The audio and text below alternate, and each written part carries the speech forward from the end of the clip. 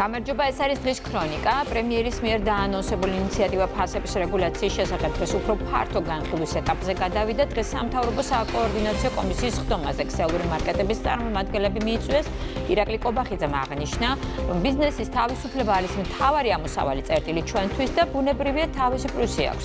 როდესაც ბიზნესი მთლიანად თავისი თავისუფალი შეხედულებით განსაზღვრავს საკუთარ საქმიანობას. თუმცა აქ შემოდის სოციალური ასპექტი, რაც ძალიან მნიშვნელოვანია. თქვენთან ერთად გვინდა ვიმსჯელოთ, როგორ შეიძლება მოვახერხოთ ფასების დაწევა.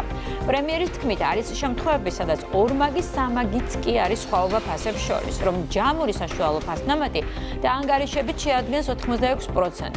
მთავრობის მეთაური აღნიშნავს, რომ ფასნამატი 86% საკმაოდ მაღალია. პრემიერ-მინისტრმა თქვა, რომ მსგავსი ფორმატის შეხვედრები გაიმართება როგორც დისტრიბუტორებთან, ისე ადგილობრივ მწარმოებლებთანაც. ასევე კომისია ემუშავებს მედიკამენტებისა და საწვავის ფასებთან დაკავშირებით. როგორიც ჩანს, ამ საკითხზე პერსპექტივა ჯანდაცვის მინისტრი მიხეილ სარჯოლაძე უპასუხებს ჩვენს კითხვებს ამ თემაზე. მოგვიანებით კი პოლიტიკურ თემებს მიმოვიხილავთ და ჩვენი სტუმარი იქნება თავდაცვისა და უსაფრთხოების კომიტეტის თავმჯდომარის პირველი მოადგილე თენგი შარმანაშვილი. მივესალმებით ჩვენს პირველ სტუმარს, ჯანდაცვის მინისტრს მიხეილ სარჯოლაძეს. მოგესალმებით ბატონო მიშაკ, მადლობა გადაცემაში მონაწილეობისთვის. პირველ რიგში მოდით დღევანდელი კომისიის შეხვედრაზე გვითხრათ, ან უფრო სწორად რა შეგიძლიათ გითხრათ ამ შეხვედრის შემდეგ, რამდენად გაჩნდა სურათი ან მოლოდინი ამ შეხვედრის შემდეგ, რომ ბიზნესმა შეიძლება მაგალითად ფასების რეგულაციასთან დაკავშირებით ითანამშრომლოს. კი ბატონო, დიდი მადლობა უპირველეს ყოვლისა ამ თემით დაინტერესებისთვის. მოგესალმებით, თქვენს მაყურებელს მივესალმები და ვფიქრობ, რომ ძალიან მნიშვნელოვანი ინიციატივაზე ვსაუბრობთ. არა როგორც ხელისუფლების წარმომადგენელს, არამედ როგორც ამ ქვეყნის მოქალაქეს შემიძლია ამის თქმა თავისუფლად, რომ ეს არის ალბათ ერთ-ერთი ყველაზე მნიშვნელოვანი ინიციატივა ბოლო ხანებში, იმიტომ რომ რეალურად ეს არის მთავარი პრობლემა, რაც შეიძლება ჩვენი ქვეყნის მოსახლეობისთვის იყოს. საზრუნავიც მნიშვნელოვანი ბუნებრივია ამას ეხმიანება და ამაზეა ორიენტირებული, ზუსტად აქედან გამომდინარე, ვფიქრობ, რომ ეს ძალიან მნიშვნელოვანი წამოწყებაა.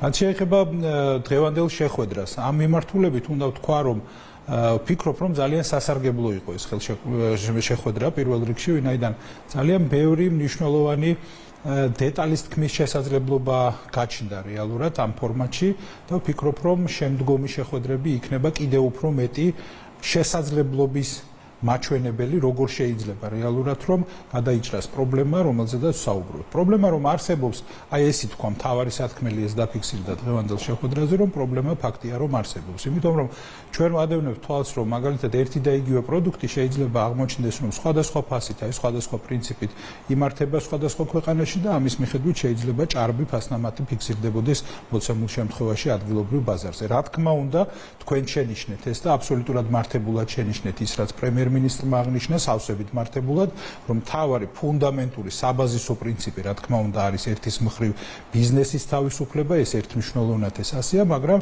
ჩვენ ცივილიზებული სამყარო ვართ და ბუნებრივია ყველას კარგად უნდა გვესმოდეს, რომ გვაქვს უფლებებიც, გვაქვს მოვალეობებიც, რომ ანგარიში გავუწიოთ სხვა არანაკლებ მნიშვნელოვან ინტერესს, ამ შემთხვევაში სოციალურ ფაქტორს. აი ამ სოციალური ფაქტორით არის განპირობებული ჩვენი მცდელობაც, რომ რაღაცნაირად დარეგულირდეს და სამართლიანი ზომიერი იყოს ის ფასები, რომელიც ამ შემთხვევაში მნიშვნელოვანია მოსახლეობისთვის. ვფიქრობ, რომ აი ამ შეხვედრებზე წინასწარ რა თქმა უნდა გამიჭირდება თქმა, რომ დღეს მაგალითად ერთ კონკრეტულ ნაწილს შევხვდით ადამიანებისა, რომელსაც მნიშვნელოვანი სიტყვა ეთქმის ამ სექტორში. მაგრამ ბუნებრივია, რომ თქვენც აღნიშნეთ ეს, რომ ეს გაგრძელდება და გაგრძელდება ვისაუბრებთ სხვასთანაც, სხვა სექტორებთან და აქედან გამომდინარე გამოჩნდება შესაძლებლობა, აუცილებლად გამოჩნდება ეს შესაძლებლობა. მე ვფიქრობ, რომელიც დაგვანახებს თუ სად შეიძლება რეალურად განვითარება, რომელიც რეალურად შესაძლებელს გახდის, რომ ერთის მხრივ ეს ფუნდამენტური პრინციპი რაც არის, რომ ბიზნესის თავისუფლება იყოს ხელშეუხებელი და მეორეს მხრივ არანაკლებ მნიშვნელოვანი ფუნქცია, არანაკლებ მნიშვნელოვანი ამოცანა, რომ საზოგადოებისთვის მეტი ხელმისაწვდომობა იყოს სასოციალურ მნიშვნელოვან პროდუქტებზე უზრუნველყოფილი, ესეც მიღწევადი იქნება. საუკეთესო დაბალანსების წყარო და მეთოდი რეალურად გამონახვის ამის კარგი პერსპექტივა და შესაძლებლობა არსებობს. აი, როდესაც საუბრობთ ბიზნესისა და აი ხელისუფლების ურთიერთობაზე, თქვენ კი რამდენჯერმე აღნიშნეთ პრემიერმა თავის საუბარში განსაკუთრებული აქცენტი გააკეთა ამაზე, რომ მნიშვნელოვანია თავისუფლება, რომელიც რომელიც ამ სექტორისთვის და ამ მიმართულებისთვის ასევე სასიცოცხლოდ მნიშვნელოვანია, შესაბამისად ამ თავისუფლების კონტექსტში კითხავთ, ანუ ურთიერთობა რო აეწყოს, რომ მოხდეს შეთანხმება ისეთ სასიცოცხლოდ მნიშვნელოვანი საკითხზე, როგორც არის ფასები, რომელიც პირველ რიგში მოსახლეობის ინტერესებიდან გამომდინარე ამოდის, აი უნდა იყოს ალბათ შემხედრი ნაბიჯიც, ხო? აი რას თავაზობს სახელმწიფო ბიზნეს მაგალითად ამ მიმართულებით, რომ ეს უფრო მეტად საინტერესო იყოს ბიზნესისთვის, რომ ამ შემთხვევაში შემხედრი ნაბიჯი გადმოდგას. არის ასეთი რაიმე წინადადება? ნუ მოკლედ აქაც ეს ტრივიალური ჭეშმარიტება უნდა ვთქვათ, რომ იმისთვის რომ სწორად გადავჭრათ პრობლემა, ამისთვის აუცილებელია სწორი დიაგნოზის დასმა. აი ამისთვის ძალიან მნიშვნელოვანია ისეთი კონსტრუქციული ფორმატებისა და პლატფორმების შექმნა, სადაც გვექნება შესაძლებლობა გახსნილად, გულახდილად ვისაუბროთ პრობლემის შესახებ და შესაბამისად ვეძებოთ გზები, რომელიც იქნება საუკეთესო ბალანსის შემქმნელი ამ შემთხვევაში ამ ორ სხვადასხვა ინტერესს შორის. გასაგებია, რომ ბიზნეს ინტერესი აქვს, რაც შეიძლება მეტი მოგების მიღებისა, მეორეს მხრივ ჩვენი ამოცანაა ბუნებრივია ისიც რომ ეს ლეგიტიმური უფლება იყოს ბუნებრივია თავის ადგილას დაცული უზრუნველყოფილი მეორეს მხრივ რა თქმა უნდა ამის დაბალანსება აუცილებელია დაბალანსება იმით რასაც ქვია რა თქმა უნდა სოციალური მიდგომების გათვალისწინება მხედველობაში მიღება ბიზნესის მხრიდან ამიტომ მე ვფიქრობ ფორმატი რომელიც არის შექმნილი სადაც შეგვიძლია ღიად ვისაუბროთ ამ პრობლემებზე რომელიც არსებობს რა გამოწვევები არსებობს სამომავლო ხედვა როგორია ასე ვთქვათ გრძელვადიანი და მოკლევადიანი პერსპექტივების საკითხის გადაჭრისა ყველაფერი ეს თავს მოიყრის რა თქმა უნდა იმ მაგიდასთან სადაც ჩვენ ვისხედით და ბუნებრივია რომ ეს გადაჭრის შესაძლებლობებიც ძალიან მკაფიოდ გამოიკვეთება ვფიქრობ რომ აი ამ თვალსაზრისით აბსოლუტურად სწორ გზას ადგას რეალურად ჩვენი მუშაობა ეს სამთავრობო კომისია და ვფიქრობ რომ ძალიან მალე როგორც თქვა ეს მაგალითად გუშინდელ შეხვედრაზე რომ საორიენტაციოდ ჩვენ გვაქვს გეგმა აღებული ასე რომ დაახლოებით აპრილის ბოლოსთვის გარკვეული კონტურები ასე ვთქვათ და შტრიხები გამოკვეთილი იქნება რომელიც მიგვანიშნებს თუ როგორ უნდა წარიმართოს შემდგომში ეს პროცესები საიმისოთ რომ კიდევ ერთხელ ვიმეორებ მაქსიმალურად ეფექტური ბალანსის შესაძლებლობა გაჩნდეს ერთის მხრივ იყოს რაც შეიძლება ხელმისაწვდომი პროდუქტები და მეორეს მხრივ რა თქმა უნდა რჩებოდეს დიაპაზონი სივრცე ბიზნესისთვის რომ თავისუფლად ოპერირების გზით მათ შეძლონ საკუთარი ინტერესების ლეგიტიმური ინტერესების დაკმაყოფილება ეს არის ალბათ მთავარი ამოცანა და ამ კუთხით კიდევ ვიმეორებ რომ აი დღევანდელი შეხვედრაც ამის დასტური იყო რომ ის სხვადასხვა კონტროვერსიული მოსაზრებებიც გამოითქვა სხვადასხვა თემებთან დაკავშირებით მაგრამ ერთმნიშვნელოვნად რაც დადასტურდა ასე ვთქვათ რომ გარკვეული პრობლემა არის პრობლემას აუცილებლად ჭირდება სწორად დიაგნოსტირება და სწორად დიაგნოსტირების შემდეგ ну ბუნებრივია გარკვეული გადაჭრის გზების შემუშავებაც ეს გზებიც არსებობს ბუნებრივია აპრობირებული სტანდარტული არასტანდარტული გადაწყვეტილება შეიძლება ამას მოეძებნოს ყველაფერს აი სურსათის გარდა კომისია მედიკამენტების ფასებისა და საწვავის ფასების რეგულაციაზეც უნდა იმუშაოს მედიკამენტზე ვისაუბრებ თქვენთან ამ საკითხზე სხვადასხვა გადაწყვეტილებები უკვე მიღებულია მათ შორის საკანონმდებლო დონეზე დადგინდა ფასთამატის ზედაზღვარი და ასე შემდეგ მაგრამ ეს საკითხი ისევ რჩება დღის წესრიგში და სამთავრობო კომისია როგორც აღნიშნე ამ ფასებთან დაკავშირებითაც იმუშავებს. კომისიის წევრი ხართ თქვენ, სანამ გეგმებზე გვიამბობდეთ, რომ გითხრათ რა სასტარტო პირობებით იწყებს კომისია მუშაობას ამ თემაზე. კი ბატონო, დიდი მადლობა ამ კითხვისთვის. ესეც ერთ-ერთი ყველაზე მნიშვნელოვანი, მე ვფიქრობ, ერთ-ერთი ყველაზე მეტად აქტუალური საკითხია, რაც საზოგადოების განსაკუთრებული ინტერესის საგანია. ამიტომ ბუნებრივია ჩვენი მონდომებაც და მცდელობაც იქნება განსაკუთრებულად ინტენსიური, ასე ვთქვათ.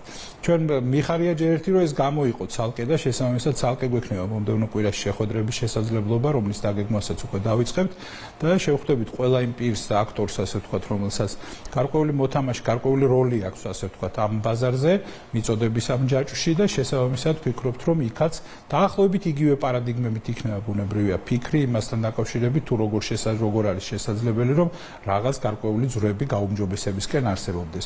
თუმცა უნდა ვთქვათ, რომ აქ მოცემულობა ოდნავ სპეციფიკურია, სპეციფიკური იმ თვალსაზრისით, რომ მოგეხსენებათ ამ დრომდეც აი 7000 მედიკამენტია დაახლოებით, რომელსაც მოქმედებს ეგრეთ წოდებული და უკვე კარგად საზოგადოებისთვის ცნობილი რეფერენტული ფასების პოლიტიკა. ეს ნიშნავს იმას, რომ გარკვეულ მედიკამენტებზე, რომელიც არის მართლაც სასიცოცხლოდ მნიშვნელოვანი მოსახლეობისთვის, იმ მედიკამენტებზე დღეს უკვე რეგულირებულია ეს ფასები. თუმცა ჩვენ უნდა ვიფიქროთ ბუნებრივია გარკვეული თვალსაზრისით გაფართოებაზე, გარკვეული შესაძლებლობების გაუმჯობესებაზე. ბუნებრივია, რომ სადაც არსებობს შესაძლებლობა რომ მოსახლეობისთვის უკეთესი გაკეთდეს ყველგან ეს ჩვენი ვალდებულებაა რომ ეს ვნახოთ ეს შესაძლებლობა ერთის მხრივ და მეორეს მხრივ გადაიდგას ნაბიჯები იმისთვის რომ საუკეთესო ბალანსი მივიღოთ კიდევ ერთხელ ვიმეორებ ამ ინტერესებს შორის ჩვენთვის ბუნებრივია რომ პრიორიტეტი გახლავთ აი ის ორი საკითხი ამ შემთხვევაში პაციენტის უფლება, მომხმარებლის უფლება, რომელიც მოითხოვს მედიკამენტს და მეორეს მხრივ ბუნებრივია რომ რჩებოდეს შესაძლებლობა რომ ბიზნესმა თავისუფლად შეძლოს ოპერირება. თავისუფლად ნიშნავს იმას რომ მას კონდეს მოგების შესაძლებლობაც ყველაფერი, მაგრამ ეს არ ნიშნავს იმას რომ აბსოლუტურად გაუმართლებელი და არათანაზომიერი იყოს ამ შემთხვევაში ცალკეულ პროდუქტებზე დაწესებული ფასნამატები და ასე შემდეგ. აი ეს არის ჩვენი მცდელობის მთავარი კვინტესენცია, ასე შეიძლება ითქვას. კი ბატონო, რადგან ამ პროცესის დასაწყისში ვართ, შესაბამისად უფრო და უფრო მეტ ინფორმაციას მივიღებთ შემდეგ უკვე მომდევნო სხდომები როცა გაიმართება და როგორც თქვენ ამბობთ, უფრო და უფრო გამოიკვეთება სურათი. ახლა ჩვენ ყველაზე აქტიურ პერიოდში ვიმყოფებით, როდესაც ვირუსები არის ესე ვთქვათ პიკში. ამ თვეშიც სავარაუდოდ ერთ-ერთი ესე ვთქვათ გამოწვევებით სავსე თვე იქნება ვირუსების თვალსაზრისით და ამ მიმართულებით რო გითხრათ ჯერ ერთი პროგნოზი, მონაცემები და მზაობა ჯანდაცვის სექტორის. ეს ტრადიციული ამბავი არაფერი მოულოდნელი და უცნაური არ ხდება იმაში, რომ ზამთრის სეზონზე მატულობს გრიპის გავრცელება, ეს ბუნებრივი პროცესია. მინდა საზოგადოება დავარწმუნო, აქ ხშირია ხოლმე სხვათა შორის ესე არაერთგვაროვანი განცხადებები და ასე შემდეგ, რომელიც ტრიალებს ხოლმე და ხშირად ზოგიერთ შემთხვევაში შეიძლება ეს გარკვეულ პანიკასაც იწვევდეს. მოკლედ უნდა ვთქვა, რომ მაგალითად წინა წლებთან შედარებით აბსოლუტურად არაფერი არანორმალური არ ხდება. აბსოლუტურად ჩვეულებრივ ნორმაშია ყველა მაჩვენებელი, ის რომ ზამთარში, მაგალითად იანვარში, დეკემბერში, თებერვალში მოსალოდნელია გრიპის გავრცელების გაზრდა, ასე ვთქვათ, მაჩვენებლების, ეს აბსოლუტურად ნორმალური და ბუნებრივი პროცესია. ჩვენ ბუნებრივია, რომ აბსოლუტურად სკრუპულოზურად ვაკვირდებით და განსაკუთრებულად ვუყურებთ, რა თქმა უნდა, მონაცემებს, რომელიც მაგალითად ვადარებთ სხვა ქვეყნებში ამ დაავადების გავრცელებას, იგივე ან ინფექციების გავრცელებას, არ მაგალითად არ ვიცი, თუნდაც მოწინა წლებთან შედარებით როგორია დათვები და ბუნებრივია, რომ ეს აბსოლუტურად კონტროლს ექვემდებარება. არაფერი არ გვაქვს დღეს ნორმიდან ამოვარდნილი და არასტანდარტული და იმავდროულად არაფერი მოასწავებს რომ შეიძლება ისეთი რამე მოხდეს რომელიც თქვა ზედმეტ დატვირთვას გამოიწვევს სექტორისთვის და ასე შემდეგ. აბსოლუტურად არაფერი ამას არ მოასწავებს, რეალურად მთელი სისტემა მედიკამენტების ბაზრით დაწყებული, დამთავრებული მაგალითად ჰოსპიტალურ სექტორში არსებული საწოლების რაოდენობით რეალურად აბსოლუტურად საკმარისია იმისთვის რომ გამოწვევას გაუძლოს. ამიტომ ეს გამოწვევა, რომელიც სტანდარტულად ყოველთვის არსებობს, ყოველთვის ყველა სეზონზე, ზამთრის სეზონზე, ბუნებრივია, რომ სტანდარტულად არის წელსაც და შესაბამისად ამისთვის სექტორი თავიდან ბოლომდე მზად გახლავთ. ამიტომ მინდა დავამშვიდო მოსახლეობა, რომ რეალურად მდგომარეობა ასეთია. თუმცა ეს არ ნიშნავს იმას, რომ კიდევ ერთხელ არ ვისარგებლო შესაძლებლობით და არ მოუწოდო ყველას, რომ ის სტანდარტული წესები, რომელიც არსებობს გრიპის გავრცელებისგან თავის დასაცავად, ასე ვთქვათ, ბუნებრივია, რომ აქაც აქტუალურია. კიდევ ერთხელ ვიმეორებ, ეს არის მაგალითად ჰიგიენის ელემენტარული ნორმების დაცვა, როგორც არის ხელის დაბანიდან დაწყებული, ისე იმავდროულად ბუნებრივია ხალხმრავალ ადგილებში მაგალითად ხშირად სიარულისგან თავის შეკავება. ეს არის აცრა ისევ და ისევ, რომელიც კვლავაც შეიძლება აქტუალური იყოს ვინმესთვის და ძალიან ბევრ ადამიანს, ვინც აწი გადაწყვეტს აცრის მიღებას, ბუნებრივია აცრის გაკეთებას, ბუნებრივია მათთვის ეს იქნება დამატებით დამცავი შესაძლებლობა იანვრის და თებერვლის, იგივე მარტის მდგომარეობით. ამიტომ ვფიქრობ, რომ ეს საშუალებები ყველაფერი თავის ადგილას არის, ყველა მარაგი მომარაგებულია, მედიკამენტები არის, ფონდი არის, თუმცა რა თქმა უნდა, ყველას ურჩევ, რომ მაქსიმალურად თავი დაიცვან გრიპის ვირუსისგან. კი ბატონო, მოდით ვისარგებლებ შემთხვევით და რადგან დრო გვაქვს, კიდევ რეფორმებსაც შევეხებთ, რომელსაც თქვენი სამინისტრო რამდენიმე მიმართულებით ატარებს. აი ამჯერად მაგალითად ფსიქოტროპული მედიკამენტების რეფორმაზე მინდა გკითხოთ, რომლის ფარგლებშიც სპეციალურ კონტროლს დაქვემდებარებული ფარმაცევტული პროდუქტის იმპორტს ახლა სახელმწიფო ახორციელებს და პრეპარატები საკმაოდ გაიართ. აი ამ ეტაპზე შეგვიძლია თქვათ თუ არა გაამართლა თუ არა რეფორმა, მან რამდენად გაამართლა მან? კი, სხვათა შორის ეს ერთ-ერთი აი თქვენს რო კითხვა დასვით, მანამდე რომ იკითხეთ როგორ შეხვდება სექტორი, ასე ვთქვათ, თვითონ ფარმაცევტული ბაზარი, ვთქვათ, აი ამ თუნდაც დამოკიდებული რეფორმებს, ალბათ ესეც ერთ-ერთი სპეციფიკური ნაწილია, სხვათა შორის სპეციფიკური იყო თვითონ სპეციალურ კონტროლს დაქვემდებარებული მედიკამენტებზე არსებული რეგულაციებიც და რეჟიმიც, ეს აბსოლუტურად ნორმალურია, ყველა ქვეყანაში ასეა, მაგრამ რეფორმამ, რომელიც წამოიწყო საქართველოს პრემიერ-მინისტრმა, რაც თავიდან თქვა და რაც ივარაუდა, რომ რეალურად ადგილი ჰქონდა ბევრი მიმართულებით, ასე ვთქვათ, არასწორ პრაქტიკებს და მათ შორის ეს იყო იგივე ფასნავათთან დაკავშირებული, ბუნებრივია რეფორმამ აბსოლუტურად გაამართლა. იმიტომ რომ აღმოჩნდა, რომ ცალკეული მედიკამენტები, რომელიც რეალურად ადამიანებს, ვისაც ეს სჭირდებოდათ, მათთვის რაც ღირდა მაგალითად დაახლოებით აი ზოგიერთი მედიკამენტი, ვთქვათ 1200 ლარი, ის გახდა დაახლოებით 100 ლარი. ანუ ზოგიერთი მედიკამენტის ფასი შემცირდა დაახლოებით 12 ჯერ. ეს ნიშნავს იმას ბუნებრივია, რომ აქ ერთმნიშვნელოვნად უსამართლო და არასწორ რეგულაციებთან ჰქონდა საქმე, რომელიც დღეს გასწორებულია და აბსოლუტურად სწორ კალაპოტშია ჩაყენებული. მეორე გამოწვევა, რომელიც უკავშირდება ავადმოხმარების პრაქტიკებს, ეს უკვე ფასებთან აღარ არის კავშირი, ეს არის უბრალოდ კავშირში, ეს უბრალოდ არის უკვე მანკიერ პრაქტიკებთან. ამასაც ბუნებრივია, რომ თვალს ვადევნებთ, ამას ვუყურებთ. კიდევ ერთხელ მინდა ხაზგასმით მოუწოდო ყველას, ვისაც ამ მედიკამენტთან შეხება აქვს. რასაკვირველია, სახელმწიფო ვერ შეეგუება, ვერც ერთ შემთხვევაში ვერ შეეგუება ასეთი მედიკამენტების არასწორ არადანიშნულებისამებრ გამოყენებას. აქედან გამომდინარე, ყველას მინდა მოუწოდო, ყველას მინდა ვთხოვო იმავდროულად, ყველა მინდა გავაფრთხილოთ, ვისაც ეს სჭირდება, რომ თავი შეიკავონ ნებისმიერი არასწორი, არამართლზომიერი ქმედებისგან. მერწმუნეთ, რომ სამწუხაროდ მიწევს ამაზე საუბარი და უნდა მერწმუნოთ, რომ არც ერთი ასეთი შემთხვევა ავადმოხმარების არასწორი გამოყენებისა არ დარჩება შესაბამისი პასუხის გარეშე, ასე შემიძლია ვთქვა. განსაკუთრებით ეს მინდა ვთხოვო ექიმებს, რა თქმა უნდა, რომელსაც აქვთ მაგალითად რეცეპტის გამოწერის უფლებამოსილება. აქ არც ერთ შემთხვევაში გადაცნობები არ უნდა იქნეს დაშვებული. ეს არაერთხელ მithქვამს, კიდევ ერთხელ გავიმეორებ. თუ იქნება გარკვეული გადაცნობები გამოვლენილი და სამწუხაროდ შეიძლება ასეთი არსებობდეს, ასეთ შემთხვევაში ბუნებრივია ჩვენ მოგვიწევს რეაგირება. ჩვენი ამოცანაა, რომ მედიკამენტი კონდეს იმას, ვისაც ეს სჭირდება და არ არსებობდეს პრაქტიკები და მაქსიმალურად იყოს შეზღუდული შესაძლებლობა, რომ ვინმე არასწორად, არადანიშნულებისამებრ ავად მოიხმაროს რომელიმე მედიკამენტი და მეორეს მხრივ ბუნებრივია ყველასთვის გასაგები უნდა იყოს, რომ ის ვისაც სჭირდება, მისთვის ეს უნდა იყოს ხელმისაწვდომი. ამიტომ ბუნებრივია, რომ ამაზე დაკვირვებას გავაგრძელებთ და მაქსიმალურად ვეცდებით, რომ რაც შეიძლება სწორი ნორმალური პრაქტიკა არსებობდეს თითოეულ ასეთ მედიკამენტთან დაკავშირებით. ასე გაგრძელდება ბუნებრივია მომავალში. გასაგებია. ძალიან დიდი მადლობა. ჯანდაცვის მინისტრი მიხეილ სარჯოლაძე პასუხობდა ჩვენს კითხვებს. გმადლობთ გადაცემაში მონაწილეობისთვის. ახლა უკვე შემოგვიერთდება თავდაცვისა და უსაფრთხოების კომიტეტის თავმჯდომარის პირველი მოადგილე თენგიზ შარმანაშვილი. მოგესალმებით ბატონ თენგიზ, გმადლობთ სტუმრობისთვის. მოდით გავაგრძელოთ ეს თემა. პირველ რიგში სამთავრობო კომისიის მუშაობა, რომელიც დღეს გაიმართა, შედგა შეხვედრა ბიზნესთან. როგორ წარმოგიდგენთ პარლამენტის მხარდაჭერა ამ საკითხში? მოგესალმებით, ქალბატონო თია, მივესალმები მაყურებელს.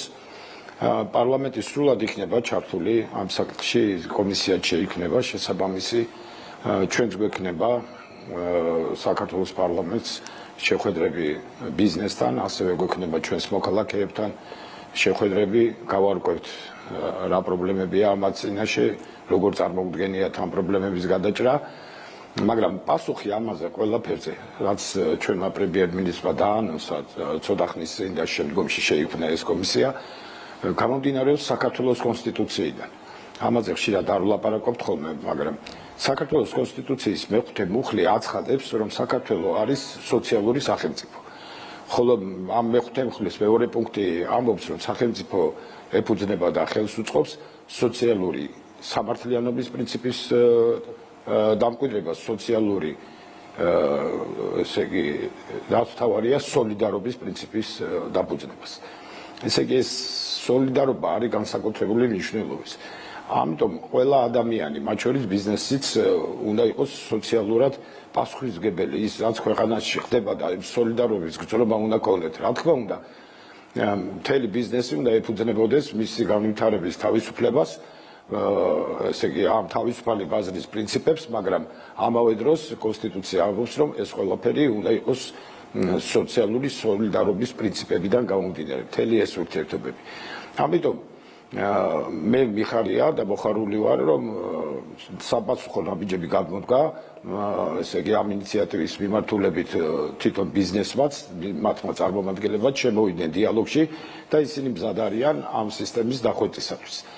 ეს რა თქმა უნდა დაიხვეწება, თუ ამას რამე საკანონმდებლო რეგულაციები დაჭირდება და ამას გამოვალეს ის კომისია, რომელიც შექმნილია საქართველოს მთავრობაში, ასევე საქართველოს საპარლამენტო კომისიაც, შესაბამის კომისიაც გამოვალეს, თუ ასეთი საჭიროება იქნება და რა თქმა უნდა, ჩვენ არ დავაყოვნეთ შესაბამისი საკანონმდებლო ახალი რეგულაციების შემოღებას საჭიროების შემთხვევაში. ამიტომ სრული მზადყოფნა და ჩვენი ამოცანა ის კი არ არის რაღაც დროებით მოგვარდეს საკითხი, არამედ საბართლიანი თამაშის წესები დამკვიდრდეს, პრაქტიკულად გამოირიცხოს, თქვათ, კარტერული გარიგებები, რომლებიც ამ ხელოვნური ფასების დასს შეუწყობს ხელს, არანაირად არ დაზიანდეს, თქვათ, ბიზნეს ინტერესებიც, იმიტომ რომ ჩვენ სამართლიანად ვამაყობთ, რომ რეგიონში ერთ-ერთი საუკეთესო მაჩვენებელი გვაქვს და არა მხოლოდ რეგიონში, ევროპის მასშტაბითაც ეკონომიკური ზრდისა და რა თქმა უნდა, არც ერთ ისეთ ნაბიჯს არ გადავდგავთ, რომ ეს ეკონომიკური ზრდის ტემპები შენელდეს, მაგრამ ამავე დროს ისევ ვამბობთ, რომ კონსტიტუციამ ჩვენ დაგვავალა, რომ ვიყოთ სოციალურად სამართლიანი სახელმწიფო და აქ სუფევდეს სოციალური სოლიდარობის პრინციპებიც. ამიტომ ამის შეჯერება აუცილებლად მოხდება და ჩვენ მზადა ვართ ნებისმიერი ესეთი ადეკვატური ნაბიჯის გადადგმისათვის საქართველოს პარლამენტის მათ შორის რა თქმა უნდა. კი ბატონო, მოდით ახლა პოლიტიკურ თემებს შევეხოთ. ჩვენ ხშირად ვსაუბრობთ რა გავლენას იქონიებს მაგალითად სოფლიოში მიმდინარე პოლიტიკური პროცესები, განსაკუთრებით ტრამპის და ტრამპის ადმინისტრაციის გზავნილები და დამოკიდებულება ევროკავშირის ლიდერშიპთან, დღევანდელ მმართველობასთან და ამის ფონზე მე მაყურებელს მინდა შევახსენო, რომ დაახლოებით 1 თვის წინ ევროკომისიამ ვიზა ლიბერალიზაციასთან დაკავშირებით ანგარიში გამოაქვეყნა, პლუს ამას და მიიღო საერთო პრინციპი, ანუ ყველაზე ესე ვთქვათ, პრინციპი, მექანიზმი, რომელიც გავრცელდება 2026 წლიდან, ეს არის მექანიზმი, რომელიც გამარტივება ჩეჩერების პრინციპს გულისხმობს. და აი როგორც დღეს მაგალითად ევროკომისიის პრესპიკერი აცხადებს ერთ-ერთ ქართულ მედია საშუალებასთან, ევროკომისიამ საქართველოს დიპლომატიური სამსახურებრივი და ოფიციალური პასპორტების მფლობელებისთვის უვიზო მიმოსვლის შეჩერების პროცესი დაიწყო. ეს არის იმ ახალი მექანიზმის კონტექსტში, მაგრამ არის თუ არა სიახლე რამე თქვენთვის, იმიტომ რომ ეს გადაწყვეტილება რამდენადაც ჩვენ გვახსოვს ევროკომისიას ცალკეულ ქვეყნებს უკვე მიღებული აქვს დიპლომატიური პასპორტის მქონე ადამიანებთან. თქვენი შეფასება როგორი იქნება? ნუ ამაში სიახლე არაფერი არ არის, ეს უკვე მოქმედებს რამდენიმე თვეა, ნახევარწელია დაახლოებით თუ არ ვცდები, ზუსტად აღარ მახსოვს, რომელი რიცხვიდან შემოიღეს ეს, მაგრამ ნახევარწელზე მეტი არ უნდა იყოს, მაგრამ მოქმედებს და ეს ბოლო გადაწყვეტილება უბრალოდ ეს რაღაცა საპარლამენტო ეს რაღაც პოლიტიკური პროპაგანდის ელემენტი იყო, რომ კიდევ ერთხელ აღნიშნეს, რომ დიპლომატიურ პასპორტებს დაჭირდება ვიზა. ჩვენ უკვე დაახლოებით ნახევარი წელია ამ პრინციპით ვისაც დიპლომატიური პასპორტები აქვს და მათი ამით უნდა თქვათ უცხოეთში მოგზაურობა ამ პრინციპით მოქმედებს და ჩვენთვის ეს სიახლე არაფერი არ არის. რაც თავარია ჩვენ არ მივეცით საშუალება და არავის არ მივცემთ საშუალებას რომ ასეთი ტიპის ზეწოლებით საქართველოს სუვერენული უფლებების შელახვისაკენ გადაგვაგებევიდო ნაბიჯი. ანუ ჩვენ ავირიდოთ თავიდან თქვათ რაღაცა პრივილეგირებულ კასტად ჩამოყალიბდეთ და თქვათ ოღონდ ჩვენ არაფერი შეგვეხოს და საქართველოს ინტერესები ჩვენთვის მეორე ხარისხოვანია. ისინი ალბათ დარწმუნდნენ რომ ჩვენ ასე მოქმედებთ და ამის მაგალითი ყველაზე საუკეთესო თვითონ ბატონმა ბიძინაევენიშვილმა მოგცა რომ არანაირმა ზემოქმედება მასზე ვერაფერი ვერ გაჭრა და ვერანაირად ვერ გადაადგინეს საქართველოს ინტერესების საწინააღმდეგო ნაბიჯი. ვერც ერთ ავანტურულ სიტუაციაში არ ჩაუგაგდებინეს საქართველოს და ამ მაგალითს მივხვდებით რა თქმა უნდა ჩვენს, იმიტომ რომ ეს არის ღირსეული, სწორი და პასუხისმგებლიანი ხელისუფლის ნაბიჯი. ამიტომ ამას ჩვენზე ზემოქმედება არ ექნება, ჩვენ პოლიტიკას გავაგრძელებთ მიუხედავად იმისა, რა ტიპის ზეწოლას მოახდენენ ჩვენზე, ეს იქნება ვიზასთან დაკავშირებული თუ რაღაცა სხვა საკითხებზე. რაც შეეხება საქართველოს მოქალაქეებისთვის, თქვენ იცით რომ იქ ერთიანი მიდგომა არ არის და ეს რომ შეძლებოდათ ამას როგორც სადამჟელო ღონისძიებას უკვე დიდი ხნის წინ გამოიყენებდნენ. იმიტომ რომ ძალიან კარგად ეხსნის ბევრი ქვეყნის ხელმძღვანელს იგივე ევროპაში, რომ ასე ხელაღებით მოწყვეტა საქართველოსთან არ შეიძლება, ეს ძალიან არასამართლიანი იქნებოდა და თვითონ ევროპისთვისაც ძალიან ცუდი შედეგების მომტანი. იმიტომ რომ როდესაც რაიმე ნაბიჯი, რაიმე სამართლებრივ საფუძველს არ ეფუძნება და ის უბრალოდ იდგმება მხოლოდ შენი პოლიტიკური მიზნებისათვის, ეს პროდუქტიული არ შეიძლება იყოს და ძალიან არასამართლიანია. ახლა თვითონ ალაპარაკდნენ მათ მიმართ არასამართლიან კი ბატონო, აი ეს იქნება ჩემი შემდეგი კითხვა. აი უფრო და უფრო ხშირად ხდება საუბარი და აქცენტის გაკეთება სუვერენიტეტზე და სხვა ქვეყნის მხრიდან მათ საშინაო საქმეების ჩარევაზე, ეს განსაკუთრებით საფრანგეთი არის უკმაყოფილო ამ თემით, ღიად საუბრობს ამის შესახებ. აი რა პროცესს ვადევნებთ თვალს და შეიძლება თუ არა ამ ახალ დღის წესრიგს მოყვეს, მაგალითად ევროპელი ქვეყნების მაღალჩინოსნების მხრიდან მათი დამოკიდებულების შეცვლა ისეთი ტიპის ქვეყნების მისამართი, როგორც არის საქართველო, რადგან თქვენ აღნიშნავთ, რომ ახალი მაგალითად იგივე ამ ევროპრესპიკერის განცხადების საფუძველზე არაფერი არ მომხდარა, ანუ სიახლე არ დამდგარა ვიზა ლიბერალიზაციასთან დაკავშირებით, ანუ სხვა რაიმე ნაბიჯსაც არ არის, შეიძლება თუ არა ვივარაუდოთ, რომ იქნება გარკვეული ცვლილება, მოახდენს თუ არა გარკვეულ ცვლილებას ეს ახალი გლობალური პოლიტიკის დღის წესრიგი. ესე იგი, ძალიან კარგი კითხვაა და ერთია, როდესაც ამ პროცესებს მე და თქვენ გარედან ვუყურებთ, მაგრამ თუ ჩვენ გავითვალისწინებთ იმ ადამიანების მოსაზრებებს, რომლებიც თვითონ არიან ევროკავშირის წევრი ქვეყნების ხელმძღვანელები, ზოგიერთ ქვეყანაზე ვსაუბრობ, ისინი ძალიან სკეპტიკურად არიან განწყობილი დღევანდელი ევრობიუროკრატიის შემადგენლობის მიმართ და თვითონ ამბობენ იგივე უნგრეთის, ჩეხეთის, სლოვაკეთის ხელმძღვანელები, რომ ამ ბიუროკრატების ამ შემადგენლობის პირობებში რაიმე რადიკალურად უკეთესობისკენ ცვლილებას არ ელოდებიან. ისინი თვლიან, რომ მათ თავისი რესურსი ამოწურეს. აი, კაიკალაზე უკვე პირდაპირ ამბობენ ამ ქვეყნების საგარეო საქმეთა მინისტრები, რომ ის უნდა წავიდეს ამ თანამდებობიდან, იმიტომ რომ ვერანაირი სწორი ნაბიჯი ევროპისათვის მან ვერ მოიტანა, ვერ გადადგა. და ყველანაირად შეუწყო ხელი იმას, რომ თავისი სუვერენული სახე ევროკავშირს დაეკარგა. იმიტომაც არიან ახლა ამ მდგომარეობაში, თვითონ იყვნენ დაკავებულები, თქვათ იგივე საქართველოს და სხვა ქვეყნების სუვერენიტეტის შეზღუდვით, მათ შორის თავის წევრი ქვეყნების უნგრეთის სუვერენიტეტის შეზღუდვით, სხვა ქვეყნების სუვერენიტეტის შეზღუდვით და იმდენად იყვნენ deep state-ის თამაშებზე დამოკიდებულები, რომ მათაც მიადგათ ეს უბედურება საკუთარ კარზე. უკვე არანაირი არგუმენტაციაც აღარ გააჩნიათ, რატომ უნდა არ მოექცნენ მათ ისე, როგორც თვითონ ექცეოდნენ სხვებს. არანაირი არგუმენტები არ აქვთ ამის. უფრო მეტიც უკვე თვითონ გამონათქვამები, რომ ნახოთ, როგორ აფასებენ თქვათ იგივე ამერიკის შეერთებული შტატების ხელმძღვანელები მათ ნამოქმედარს, როგორც პიროვნულად ნამოქმედარს, ეს აი უკვე რაღაც აი ძალიან დაკნინებითი ფორმაც არის. ამ დონეზეც კი მივიდა საქმე, რომ თქვა ტრამპი ცინიკურად საუბრობს საფრანგეთის პრეზიდენტზე. ის ამბობს, რომ ის რამდენიმე თვეში ხელისუფალი აღარც კი იქნება და მისი აზრი გასათვალისწინებელიც კი არ არის. აი ესეთი რამ უამრავი რამ თქვენს გსმენია და მე შემიძლია ჩამოთვალო.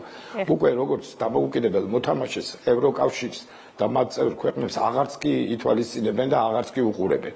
აი თქვენ წარმოიდგინეთ რაღაც ნებისმიერი ფორმატი, რომლითაც იკრიბებიან და თუნდაც უკრაინა-რუსეთის ომის შეჩერების პირობებზე ლაპარაკობენ, საერთოდ არ ითვალისწინებენ ევროკავშირის წარმომადგენლების მოსაზრებს. ევრობიუროკრატები და ვთქვათ იგივე კაია კალასი, რომელიც საგარეო ურთიერთობებს განაგებს, არც ერთ ასეთ შეხვედრაზე, ასეთ ფორმატებში არ იქნა მიწვეული და რუბიო ერთ-ერთზეც კი არ შეხვდა კაია კალას, რათა ეს საკითხები გაევლოთ მათ. იმიტომ რომ არასერიოზულად უყურებენ. აი ესეთ მდგომარეობაში ჩაიყენეს თავისი არათანამიმდევრული პოლიტიკის გამო მათ. მაგრამ ცვლილება ამ შემადგენლობით არ ვიცი, შეიძლება ვცდები და ძალიან გამიხარდება თუ ვცდები, მაგრამ ცვლილებას ამ შემადგენლობის ევრობიუროკრატით არ ველოდები. ნამდვილად წარმოუდგენელია ისეთი ტიპის ადამიანებთან გვაქვს საქმე. გასაგები. დიდი მადლობა თენგიზ შარმანაშვილი პასუხობდა ჩვენს კითხვებს. ასეთი იყო დღის ქრონიკა. გაიცანით ყველა სიახლეს იმედი ნიუზ-ზე. მე შაბათამდე გემშვიდობებით ნახვამდის.